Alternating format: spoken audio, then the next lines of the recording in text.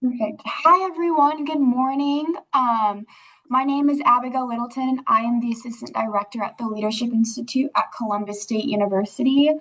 I would like to welcome everyone to the Disruptive Leadership Series, and I also would like to extend a special shout out to any young professionals of the Chattahoochee Valley. We truly appreciate the collaboration and look forward to your engagement and insights during this webinar. Over our time together, we hope to make this webinar interactive, so we will be using the chat feature, and I will pause the speaker throughout for your comments and questions to be addressed. Today's session will be led by Stephen B. Young and Tara Marshall. Stephen is the Global Executive Director of the Cox Roundtable for Moral Capitalism, an international network focused on advancing principled and socially responsible approaches to business and leadership. He is a graduate of Harvard College and Harvard Law School. Stephen has held leadership teaching roles in law, business, and higher education, including serving as a dean of the Hamlin University School of Law. He has taught corporate social responsibility in both the United States and Thailand and is the author of several works exploring ethical leadership, governance, and moral capitalism. Our second speaker is Tara Marshall. She is the founder of Nubu Consulting. Can you correct me if I'm wrong, if I mispronounced that? Yes, it's New Vibe, New New Vibe Vibe, sorry. Consulting. Okay. Consulting. She is a licensed psychotherapist and a consultant with nearly 3 decades of experience in mental health, leadership, and organizational development. Her career spans clinical practice and organizational leadership, supervision, and higher education. Tara is also a co-developer of the Centering Influence Assessment along Stephen B. Young and Dr. Richard Bentz, bringing her expertise in self-awareness, values, and principled decision-making to leadership development. And with that being said, I'm going to toss it over to our amazing speakers, and we'll go from there. Well, thank you very much, Abigail. I'm Steve, and I'm going to start, and I want to run through some conceptual stuff with a PowerPoint presentation, and then turn it over to Tara to make it more sort of directly personal for you and for anyone. So if I could screen share. Mhm. So centering influence is what we call this process or this way of being, if you will. And I want to talk about two alternatives. One is inner directed, the other is other directed. These I've used in a new book of mine on sort of about America these days, and it goes back to one of my mentors in college, years ago, David Reisman, who wrote quite a well-known book in 1950 called The Lonely Crowd. And I think David's work is coming back to relevance around the phrase lonely, because as we will see, a lot of people are lonely these days. So the concern I have was put by Yeats in his 1920 poem, Things Fall Apart. The best lack all conviction, while the worst are full of passionate intensity. So I'm going to a number of slides on data of just who we Americans, what's going on with us these days. And then we think about who are we and what we can do.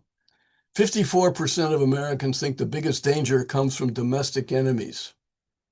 Only 8% think foreign countries are the most looming threat. Trust level, and many of you probably know this, trust levels are very low. 8% of the American people trust the Congress. Interestingly enough, I think maybe for where you are, is 65% tend to trust small business. 60% of American high school graduates were not proficient in reading, writing, or math. With this, are we going to take on the Chinese and AI? 15% of American adults have major depressive disorder.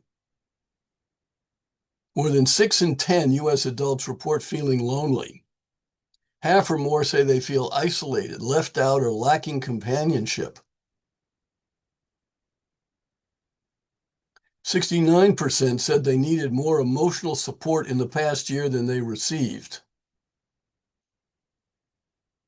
People across the nation are not just feeling divided, they're feeling disconnected. Suicide rates. Surgeon General is pointing to the issues in families. What is the character of our families, of our mothers, our fathers, this and that?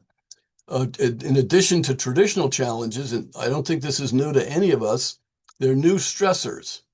The complexity of managing social media, the youth mental health crisis, the epidemic of loneliness. So I suggest that for servant leaders, there are 4 axioms, which Greenfield sort of gives us. 1, have no fear. Have faith in yourself. Put on the armor of confidence. Given the data I've just given you, is this something we can expect from most Americans? To serve is to build. What can I do? What can you do? Who are you?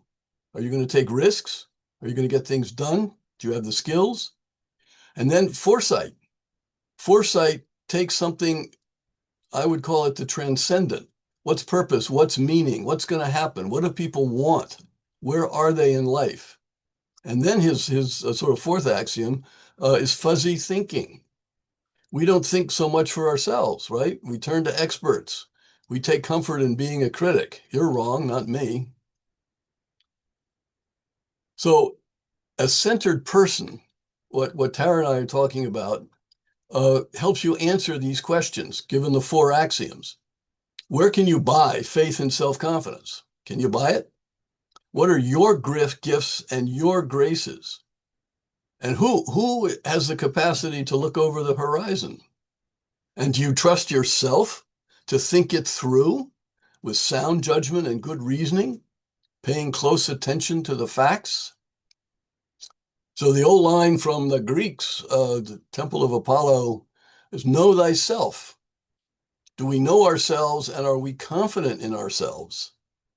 Maslow has his hierarchy of needs. And I think at this point, we're talking about both esteem and then self-actualization, realizing your full potential. But Durkheim pointed out a while back that self-actualization is not necessarily easy. He thought about the state of anomie, which a lot of societies go through from time to time, a breakdown of shared norms that guide our ambitions and belonging. So when the map of how to succeed becomes unclear, withdrawal becomes a way of reducing humiliation risk. If I'm not sure who I am, let me back out a little bit. Now, what Reisman was talking about, inner-directed personalities, we'll go into this a little bit later, but when you are inner-directed, which basically means you've got good, strong core values and you're confident of yourself, you can listen to other people, you can work with other people, you can move forward. So you can more easily discern what the truth is, you can decide on what is fair, you can care about having goodwill, and you can make better friendships, and you feel you are your best self when you promote the beneficial. The thing that comes to my mind sometimes talking about inner direction is Robert Frost's old poem, 2 roads diverged in a wood, and I took the one less traveled by, and that has made all the difference.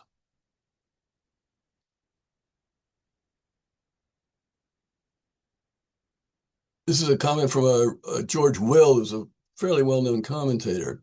Has our individual agency become so flimsy and attenuated that accountability for an individual's behavior must be located beyond the individual?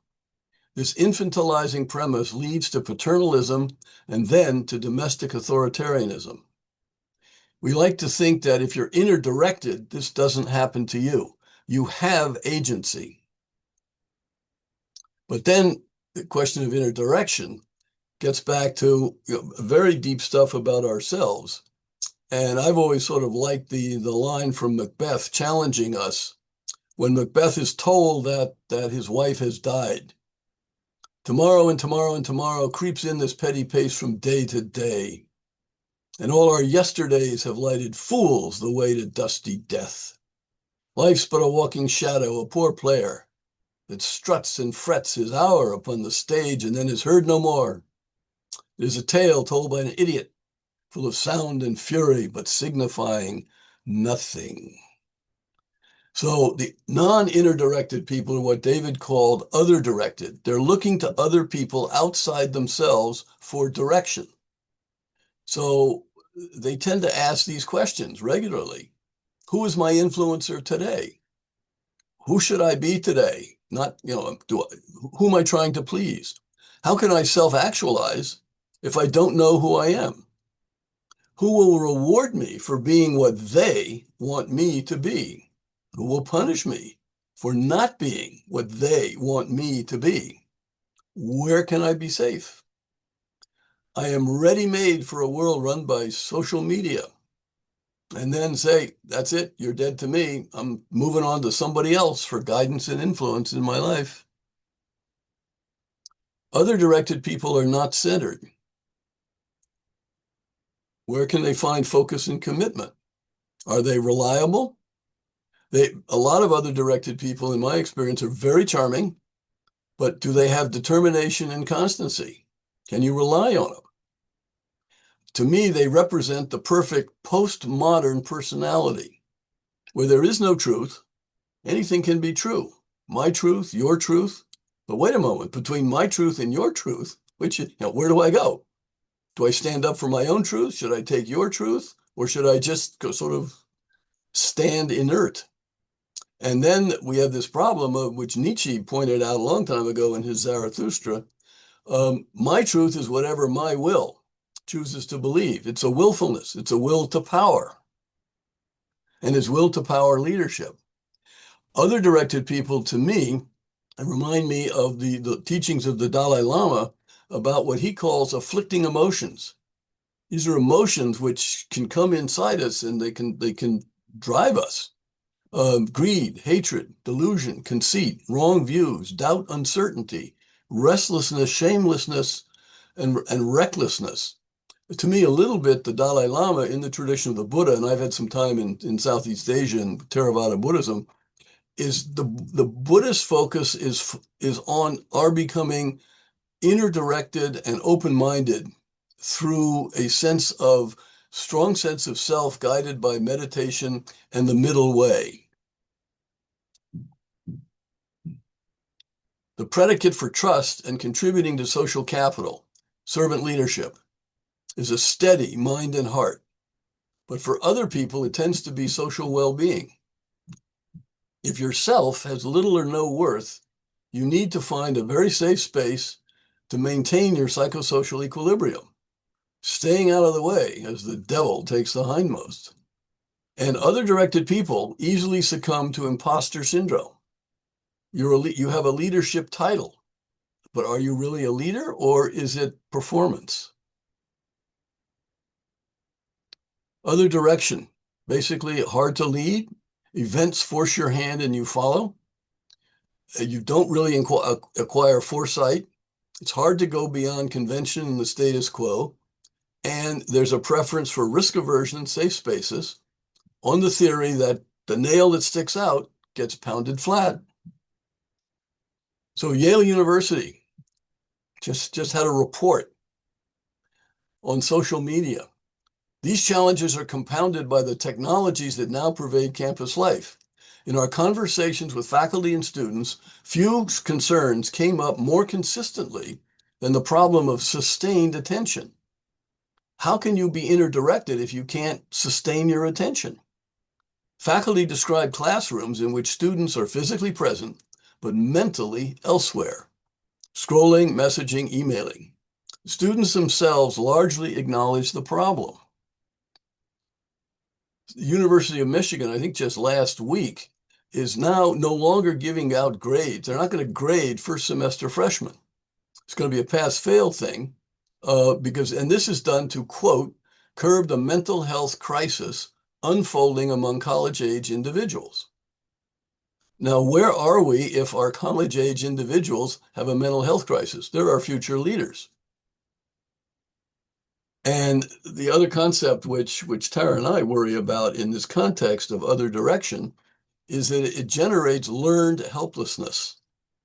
And this is what I think the University of Michigan is sort of also saying. We don't trust you to to take the pressure. So be helpless. That's what your university is telling you is okay, at least for a semester. And this is Jonathan Haidt's comment on the angst, another word you come up with, which I think relates to other direction, is anxiety. Smartphones, social media, the decline of play-based childhood have fundamentally reshaped childhood and adolescence. Constant comparison, approval seeking, online validation, performance, and fear of exclusion have contributed to increased anxiety, loneliness, depression, and reduced resilience among many young people. And we saw the survey data on those points in previous slides. So let me stop here and turn it over to Tara, my colleague. Good. Thank you so much, Steve. I'm going to share my screen and then talk a little bit about the assessment itself and the application, and then there will be time for questions also. So,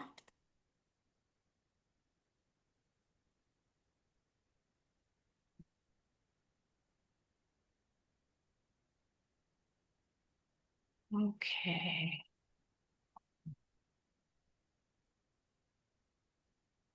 All right. Steve, I think you covered everything from the history to, the impact. Something that really stood out to me in this work is the impact to our young people, the proficiency in reading, no more handwriting. Everything is on screens, and there's some research that really shows the decline in absorbing information from that. So the statistics around um, reading proficiency, suicide, loneliness. There was another article Steve shared a long time. It didn't make it into this presentation, but it was about, it was really a failure to launch of our young people. And so that is also, I think, really connected to inner direction. Can't people really define what their values, their principles, what their beliefs are? And I think that that's where everything else, that's the foundation of everything else. So thank you for that. Thank you, Abigail Gale, for the introduction. My name is Sarah Marshall. I have been in the human relation work for nearly 3 decades, as Abigail said. And so when I was invited to the table to work on centering influence, I was thrilled. I think something that you don't know about Steve is he said he's done a lot of work internationally. And when I didn't know Steve, I was like, okay, well, this corporate kind of lawyer guy. And I walked in and Steve was on the phone. He was fluently speaking Vietnamese with someone in Vietnam. And I was immediately like, oh, wait a minute. This is a little bit different thing here. And so I was engaged right away. And it's been really illuminating work. It aligns so much with the work I do individually. I'm with clients, but I'm also a consultant. So I work with small businesses around, structural and strategic organization. And so these concepts, they really hit home in all the work that I do. And they've been, I think, beneficial. That's the reports from people who I've shared this with. So I would like to,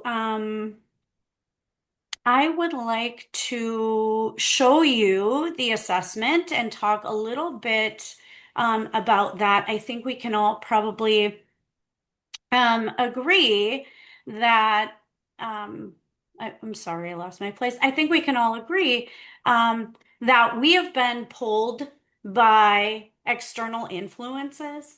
There was, I don't know if you know or if you remember, there was this TikTok trend not too long ago where a group of kids started running. They just started running, and then other people were running, and there was no rhyme or reason to the running, but it caused a lot of problems. People got hurt. There was this big stampede. And so I think about that. I think about that a lot. Like, why do we do what we do? And I think that shows up in our workplace. Someone comes to work, they are in a terrible mood.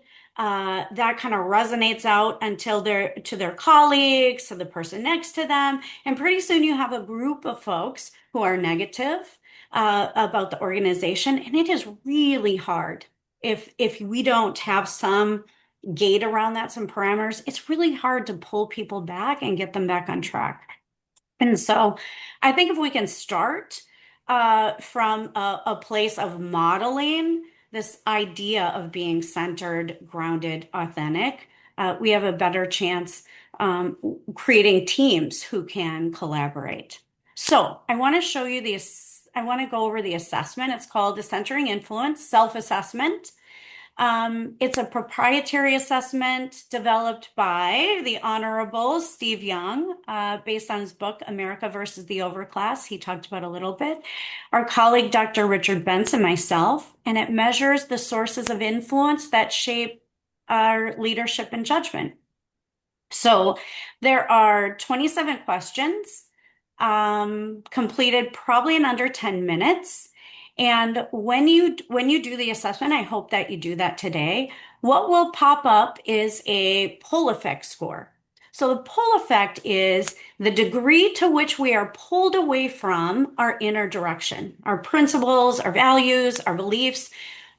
To what degree are we pulled by external influences? And Steve mentioned it in his last slide. Social media, influencers, trending. I know when I'm looking for, oh, what do I wear to, a graduation, or what I do? I type in what is trending, or what is trending in food, or what is trending. So we have now become a culture that leans on what's trending. And so I think the culture of influence is real. And we have to know it's okay in this assessment, it's okay to consider other perspective and other influence. But we have to know if we have to discern, I use the word discern, we have to discern if that other influence is the right kind of influence. And we have to be the right kind of leaders who can exert that influence. So this gives you the degree to which you are pulled in a range. And then if you go further in, and we have a code, you can take the assessment today for free. It will give you an inner direction score. It will give you other directions. So how much weight do you put on the opinions or influence of other people when you're making a decision? How centered are you? And there's 5 elements that are deeply measured. Being authentic. How open are you to share your ideas and to other people? How grounded are you in difficulty or in challenges? Are you acting responsibly with demonstrating responsible behavior? And what is your time perspective? So time perspective is rooted in past, present, and future. So can I use the past as a motivator to move me forward to be successful, or do I stay stuck in the past of what happens? So we measure all of that, all of those things. You get a personal summary, a report, excuse me, that gives you all of your scores. It gives you a profile matrix. So it shows you where you are in relationship to where other people might be on a 9 scale matrix. And it gives you some recommendations for what to do next.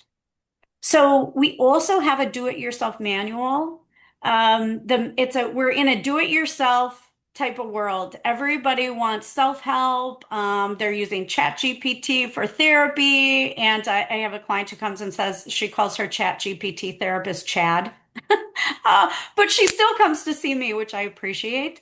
So I think the do-it-yourself idea, the self-help, being independent, we have created a manual that has a lot of inspirational kinds of things, exercises, activities, and then there's a guided experience where you can do it over the course of 30 days or 3 months, and it will give you prompts and reflections and tracking tools so that you can see, what kinds of changes you're making. So that is the assessment, and those are the support tools. I have a couple other slides that I would like to talk a little bit about um, to share the application of this. And one of the things that I wanted to say before I move on to those is that what was really important when we were developing this was that it was universal. And so it needed to work across cultures and religions and different settings. And I think we've achieved that. This framework adapts to the person and the setting, not the person to the framework. And so part of what makes that possible is that the measures are applied to you and your circles of influence. So you use it in your own context, whatever that might be. And it could be used in your family, in your work setting, in your community. But these are concepts I think you'll walk away with today, and you'll think about that as you're interacting, as you're with yourself, as you're interacting with your family, when you're in your teams. Um, because it starts with your core. Who are you, as Steve mentioned? What influences you? How aware of that are you? How aware are you that you're being influenced by something? And how do you respond to that influence? Do you respond with defensiveness? Do you respond with openness? Are you aware if it's the right kind of influence? So we should be aware that there are a lot of things that start from a weak core. Bias is one, exclusion is another, and we can see that individually, certainly, but I think these days we can see that nationally and globally. So it starts somewhere, right? It starts with us. We also know, and Steve mentioned this, that to operate from a strong core, it looks differently. When you're in the room with someone who's self-confident. When you're in the room with someone who's operating from inner direction because you feel it. It's equitable. There's fairness. There's balance. People are authentic. And they open the door for you to be the same. So I talked about authenticity, grounded openness. I wanted to share a little bit about the systemic application of this. So this is a tool, this is a self-assessment tool. You take the assessment, you get your scores, you use the manual in whatever way works best for you, for your own self-development and growth. And there's a level up from that. Once you are centered, once you have evolved, then there's this application for the systems you're in. So the center, I'm calling it the center. There's a model that is the me and the we, which is the relationship, and then the you, which is stewardship and how we engage with other people and what we contribute. So for this, I've called it the center. We are the center. When I take this assessment and I begin to work on myself, I find clarity. I find clarity in myself. I can begin to ask myself, what are my values, my principles, and beliefs? I'm not sure we ever pause to really think about that. When I've asked people, what are your values? What do you believe? They go, my family. So they talk about their family of origin. And I say, yes. And do you believe all the same things your family believed? Well, no, some of them. Okay, well, let's talk about that. So there is an exploration that we've not paused enough to think about. And so I think this assessment starts that conversation.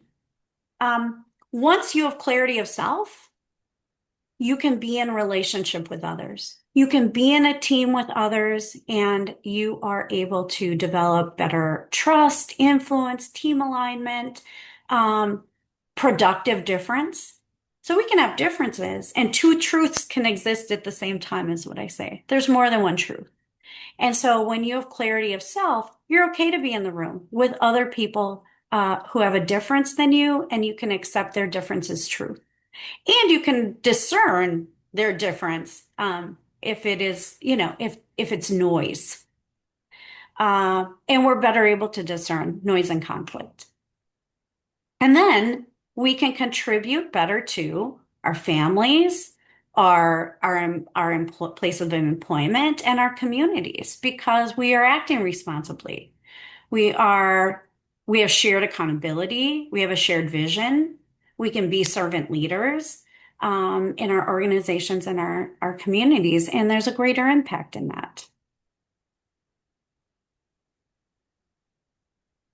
So this was from Gallup, and I think Harvard had some of these statistics out. I pulled from something I've done in the past, but self-knowledge and self-assessment leads to self-trust. And when I trust myself, then I can demonstrate trustworthiness. I can collaborate better with others, and I have a purposeful contribution in the whole. And organizations that demonstrate kind of this flow of trust. Gallup says there's 50% higher productivity from people who feel like they are in a trusting environment at work. They are more, I mean, of course, we know this. You've had really good jobs and really bad jobs. And you know the good jobs are the ones where you can trust your manager, you can trust your leadership, you know people are aligned, you know they're operating from values, you feel it. 76% more engagement, people stay. We all know people leave because of bad managers. People leave because of bad managers. I don't trust you. I don't trust this organization. Let me look for something else. So, this really is more than just a individual kind of checklist.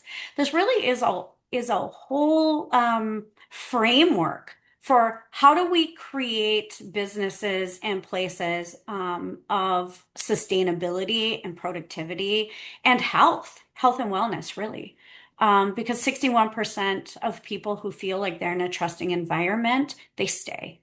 So it's really about retention also. Um, so I think with that, I am going to put this up for taking the Centering Influence self-assessment.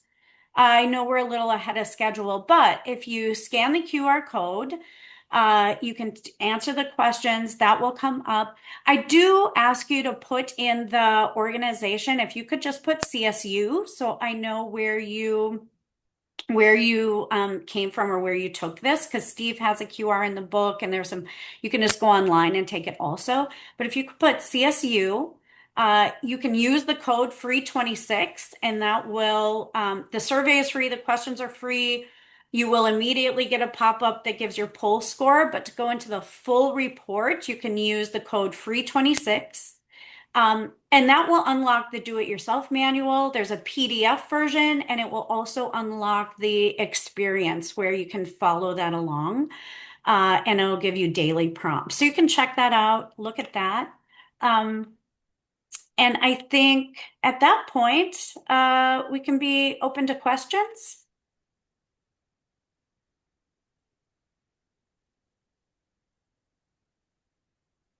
If you have any questions, you can go ahead and drop them in the chat. And if you feel more comfortable DMing me directly, you can do that as well. Or you can shoot me an email after the session when I do the follow-up email, and I'll be happy to connect you with Steve and Tara.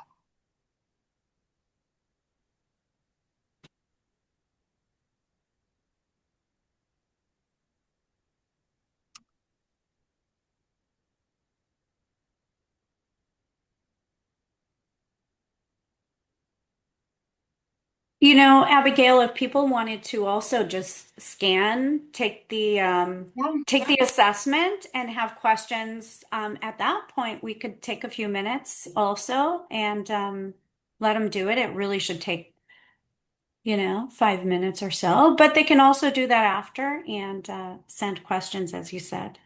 Yeah, absolutely. We can give some space for people to take the assessment since we have finished early. And while they are doing that, I'm going to go ahead and remind everyone that next month we do have our next webinar. It's September 17th. Dr. James Holman, the Executive Director of Technology and Learning Support at Muskogee County School District, will be leading a session called Are You a Multiplier? So please be on the lookout when I send out the follow-up email with the YouTube recording as well from today's session, as well as the registration link. And with that, we're going to give you guys some moments to explore the assessment and be around for questions.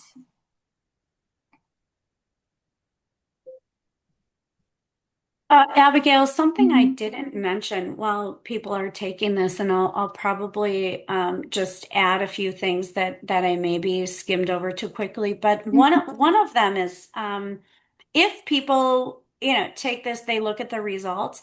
The results are customizable. So, for instance, if we went to someone's, place of work, and they invited us in and they said, we really want to focus on this aspect of centering in our team.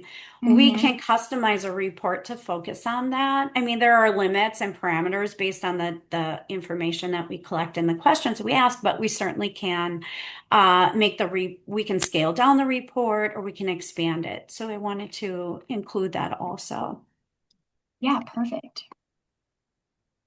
Abigail, maybe just a comment from myself while people are thinking or maybe taking the self-assessment is in this work, I've become more sensitized to distinctions between leadership and management, between Mm. leaders and managers. And I'm feeling more and more that we as a society, from in all kinds of ways, we're sort of management focused rather than leadership focused. Um, Mhm. and some of the books on leadership, including Greenleaf's book, but Chester Barnard in 1938, and these things seems to have sort of just disappeared. And we have all kinds of things about teams and management and objectives and this and that. But what does it all mean? Where is it all going? Um, what are the objectives? Mhm. If you're a steward, well, how are you, but what are your responsibilities? Are you trying to, accomplish this or that? To what extent does the shepherd listen to the sheep? Uh, Mhm. to what extent does the shepherd tell the sheep, look, this water is not clean. Don't drink here. Um, and I also have a feeling that a lot of the data that I showed on people just not feeling that secure is Mhm. maybe because they don't sense we have leaders around so much anymore. Mhm. Mhm. Yeah, I So am curious. yeah, that's just to sort of say. So that, to my mind, from a distance, Mhm. Abigail, I mean, what you and your team and people around you are doing with the Leadership Institute, with servant leadership, this is really important. Mhm. I am curious about some of the folks in the audience. I'm curious what comes up for them in their workplace, in their community. Um, there certainly are a lot of challenges we're facing, I think, as a nation, as a globe. And so um, I'm just curious if anyone sees can say, yeah, I see my leadership or I see my team as being pulled away from, even our agency missions or our organization mission or vision or whatever, and um, how that impacts the work. We did have a hand raised. Amber has a question. Um, Hey, thank you. So I am with the Georgia Center for Opportunity. It's a nonprofit organization. I'm the program manager, so I help kind of work real closely with other organizations in the area to embed some of the programming that we've developed into their mission. So I just took it, and I'm not surprised, honestly. So Mhm. what I think I need help understanding is the centered score, maybe. Like there's a lot of numbers and there's a lot of they're like I feel like it almost some of these numbers conflict in a sense. So the pull effect, mine is a 10 and it says it's elevated, so forces are pulling me away, and Mhm. things like that. But then further down it says that I have my pattern is calibrated. It says that I have a well-established internal compass, sorry. Yeah, Um, and that I'm doing pretty good as far as my inner direction, but I feel like those two kind of I'm not exactly sure how to read this, how to understand this. And sure. then are there like if I wanted to work on some of these, improve some of these, are there suggestions or anything like that on how to do that and where do I find that? Yeah, those are really great questions. I think the pull effect is on a scale from 5, 10, 15, 20. And so there are degrees to which, an individual is pulled. And we can be conflicted. We can be conflicted in life. People can be operating and know themselves and trust themselves and maybe not trust other people as much. And so worry or have anxiety about or questioning, in different settings. For instance, I am very confident. I am very secure when I am one-on-one with my clients. I was saying this to Steve. I have that. I am inner directed all day. I know what I'm talking about. When I'm in a group, this is better because it's online. But if I have to stand up in a huge group of people, I am probably a bit more other directed. And so I would say there's tension there. I'm highly inner-directed. That's another category tension that's in the profile matrix. I'm highly inner-directed because of the content, but I'm also highly other-directed in that context because I am anxious about it or I am thinking about what other people might say or do.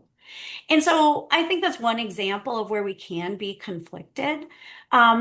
So if yours is calibrated, I could, we could chat afterward too, more about that. But if there's a pull or you're both or you're in the middle, I think that's pretty normative. I think that people are generally pretty inner directed, but we're always pulled. Um, and then where to find there is a box at the very end. There are a lot of numbers too, and I don't know if that's helpful or not, but the centered score is your inner direction minus your pull, your other direction. So it gives you kind of this median score. Um, and then at the very bottom in the overall profile, under the profile matrix, where it says this is kind of where you land. There's a box. I think it says next recommendations or gosh, that might have recently changed. Anyway, it gives you kind of what can I do? What are some reflections? What are the next steps? But really more of that happens in the manual. So if you go to the manual and you kind of map out what your results are and you have some reflections, you work through that. And you can do that, alone, you can do that with a coach. So is that useful? Steve might have something to add also. Well, Amber, Yeah. just I mean, my reaction to you and your scores and what you said is it's very helpful. Because what Tara and Rich came up with, David Reisman back then tended to, I think of inner direction and other direction as sort of polar opposites, sort of either or. But Tara Mhm. and Rich were pointing out that for most people, for probably all of us, there's a blend. It's a continuum. And the Mhm. center part of the continuum is where the blend is. And Tara has said there was a point in one of her slides. It's sort of like her comfort level is like 80% inner directed, but 20% other directed. Because if you are, we didn't really talk about this here, but Yeah. we all know that some people who are so inner directed, it's my way or the highway. And that's not necessarily good leadership either. But the other thing that I've experienced is that if the inner directed score, and I was hearing this in you, Amber, if your inner directed score is substantive enough, the other direction does not sort of pose a problem for you because you do know who you are. You start to feel a pull of this, that, or the other thing.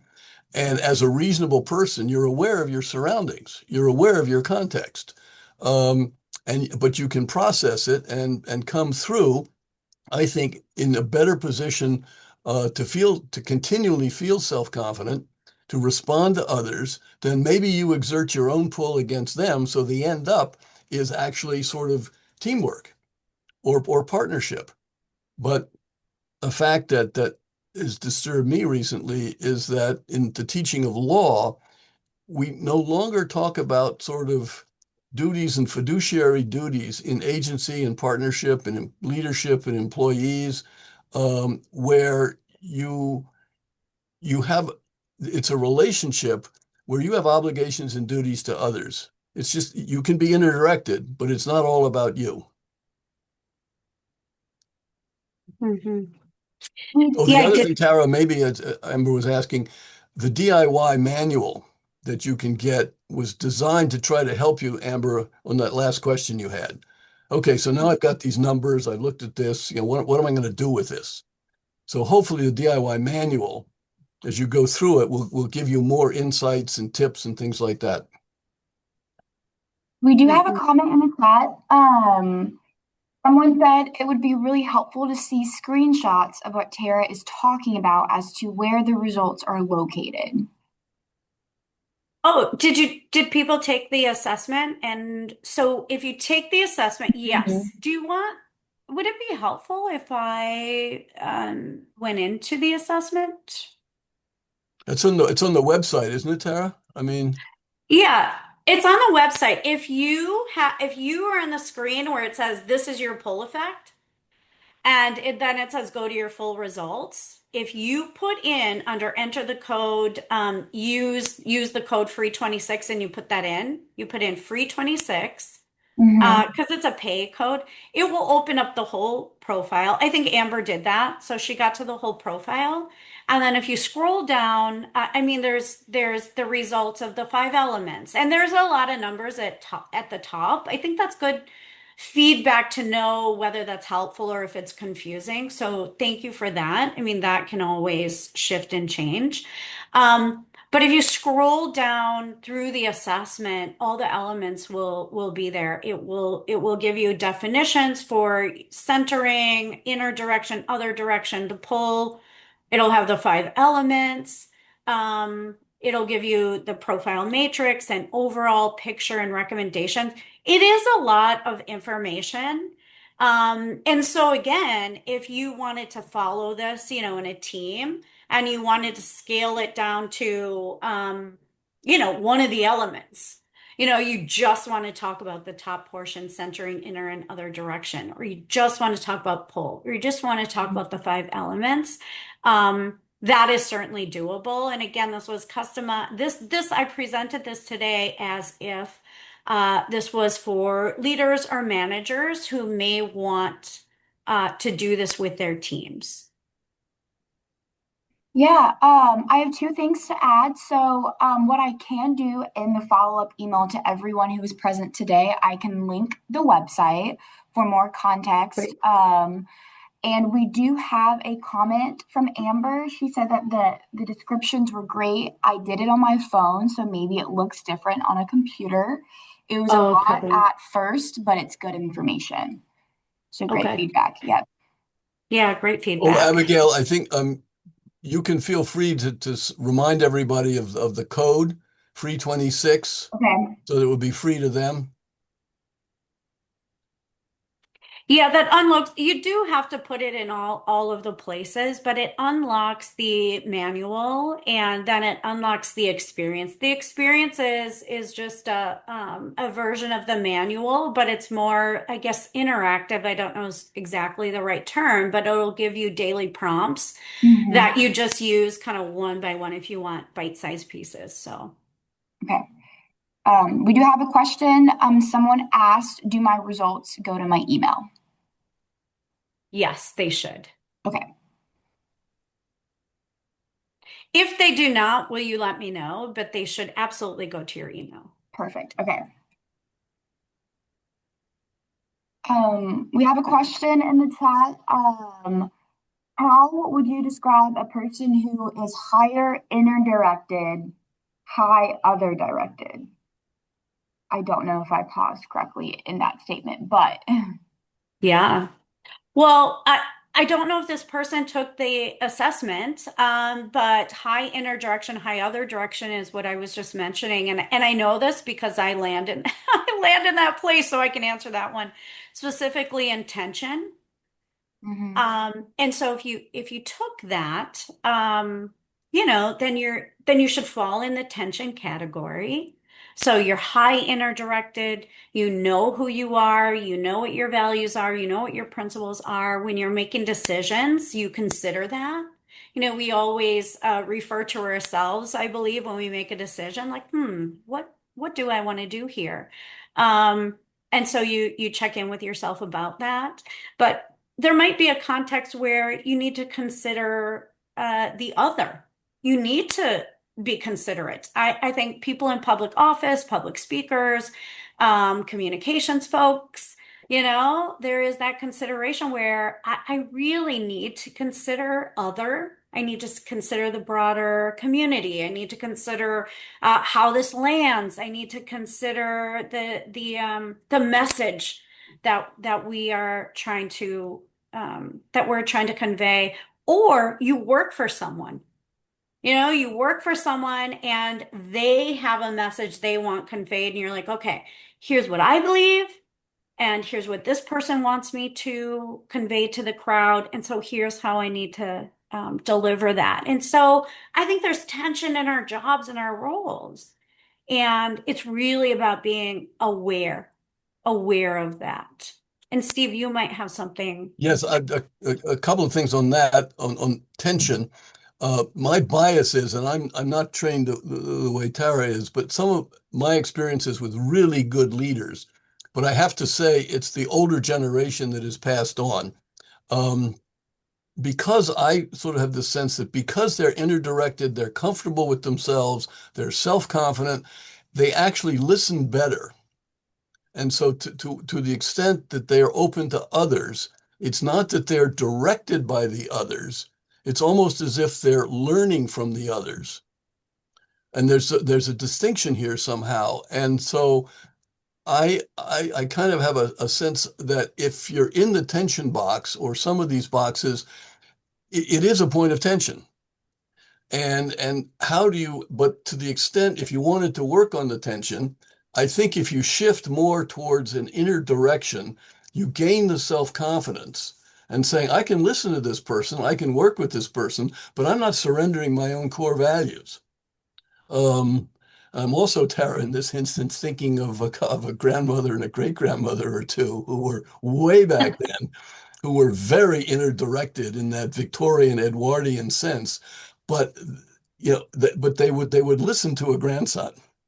Um, so I think, I mean, my hope is, particularly in the context of servant leadership, is that people have the inner direction to become a leader, but enough of the awareness of other to be a servant.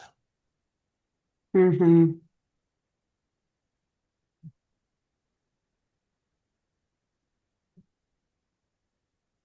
we do have a question in the chat. Someone asked, is there a link to access the assessment versus the QR code? Yes, you can Google centering influence assessment. You can go to centeringinfluence.com. That should bring you right to the same page. Oh, and Abigail, maybe you could send that around too to people. Yeah, Absolutely. Just, yeah, I can do that. yeah. Not a problem at all. Great. And, if there is something this, Steve and I have been at this about a year in developing this. We've had, groups of people take it, so we're really open to all feedback. Hmm. I think the concepts, the framework, it's right on target, I believe, with the work and kind of the purpose of both what you do in disruptive leadership. But I think there's really something here. And so Steve too, I'm sure open to all feedback. Like, how do we make this more useful to people? So the Amber's feedback about there's a lot of numbers. What do I do with that? And at first that's overwhelming. And so, I think numbers are important to some people and not important to other people. And so maybe moving the numbers down to the bottom or, there's just a lot of different things that can happen with this. And so I really appreciate all of the feedback. And so if you have some now, if you have some later down the road, please do not hesitate to send that because that just helps us make this more useful for you. Thank you for that, Tara. What I'm going to do is I'm going to close this out. Again, if you have any questions, any follow-ups, please respond to my follow-up email with all of the information that I am going to link. And I will be sure to connect you with Steve and Tara for any questions or any comments you might have. Tara, can you go ahead and change to the last slide, the final action slide? Yes, absolutely. Someone just said they did not get the,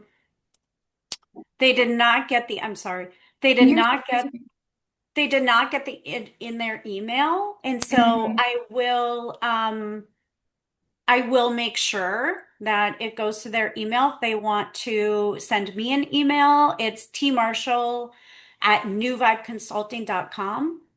And I will get them their results. And if that happens to anyone else, I'll go in and make sure that results are getting pushed out to emails. So Perfect. And I'll just copy you on the email so they'll have great.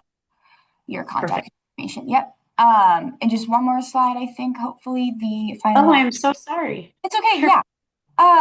So I just again want to remind everyone that the next webinar is September 17th. It'll be with Dr. James Holman. He will be presenting on Are You a Multiplier? I will be sure to link the registration in the email as well. And please give us your feedback on your time today. We love being able to offer these free webinars to the community.